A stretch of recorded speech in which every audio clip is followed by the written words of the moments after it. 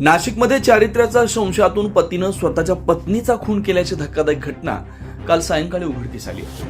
रामकुंड परिसरातील ढिकले वाचनालयाखालील पत्र्याच्या खोलीत शीतल भामरे यांचा मृतदेह आढळून आला. पोलिसांना सायंकाळी 5च्या सुमारास फोनवरून माहिती मिळताच त्यांनी घटनास्थळी धाव घेतली.